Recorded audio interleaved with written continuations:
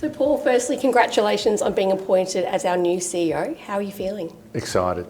It was a really big day last night for me. I didn't leave the office till after 10, so got home, a quick celebration with the family, but yeah, really excited. What attracted you to the CEO job at Melbourne? Oh, a number of factors. I mean, football in this country is elite sport. It is by far the number one sport.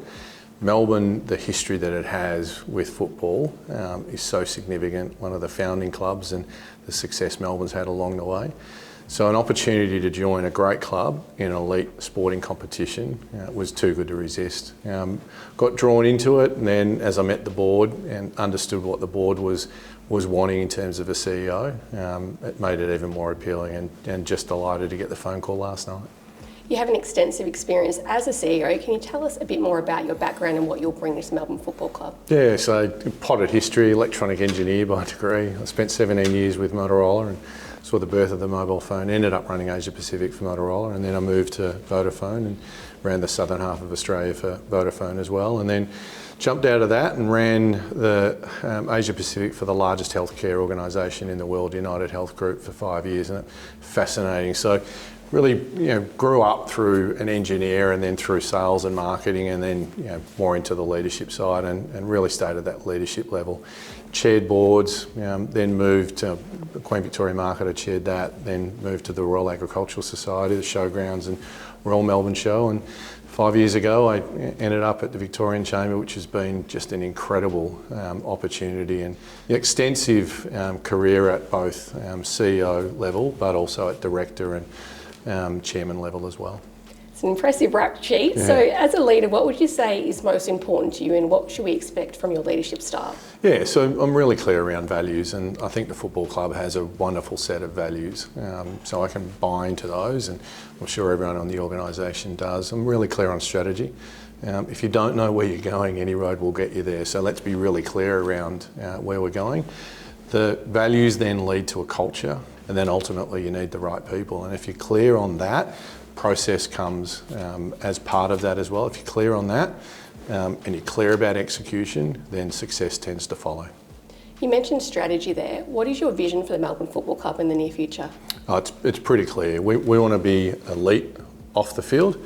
We want to be elite on the field in both the men's and the women's competition. So it'll be shared across the view. Now, underneath all that, there's a bunch of work that we need to do, but I would love to see Melbourne become the destination club that other clubs in the competition enjoy.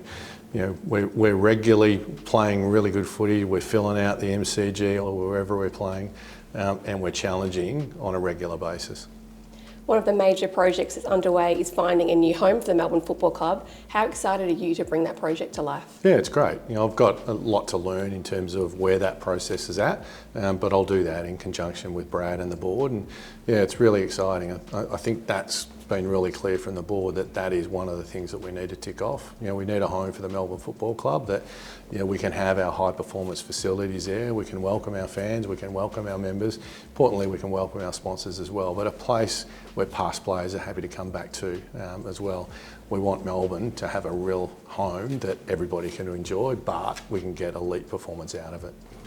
Footy's now a big part of your life professionally, but personally it's been a big part of your family life. Can you tell us more about your relationship with football? Yeah, I love footy. From the time I could pick up a ball and kick it. I was an Essendon fan until last night, so I'm now firmly a Demon fan. I played footy I played footy at a reasonable level at school, played club footy for Dombo United as well. Went to school at St Joe's Infantry Gully, so played with a couple of really good footballers there, Darren Crocker from North Melbourne as well. My two brothers, my first younger brother was a pretty elite footballer as well, so to watch his journey was really good. And then after I finished, was lucky enough to have children, and my two boys played footy and was really involved at the community level with Roval Footy Club as well. You mentioned your family there. Take us to a weekend in your household. What does that look like for you? Depends on the weekend.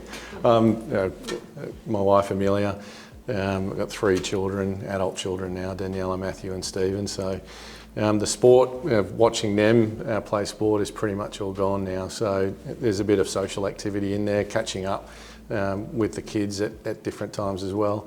If it's footy season, then I'll be out to the footy. I like to play golf, so if the opportunity's there, I'll go and have a hit. Come summertime, I still enjoy water skiing. I think I could slalom ski Moomba, but I'm not sure that's right, but I like to think I can. Keeping very busy. Yeah. Now, our members and supporters are very, very passionate and loyal. If there's one thing that you would want them to know, what would that be? Just take me as I am. If you see me, chat to me. I'm a pretty social person, so if you've got something to say, please come and tell me. We're all in this. All Demons fans I know are passionate. How do we make the club better? How do we make sure that we take the club forward? And how do we enjoy the journey together? Congratulations, Paul. Thanks for your time today. Thanks. Privilege. Thanks.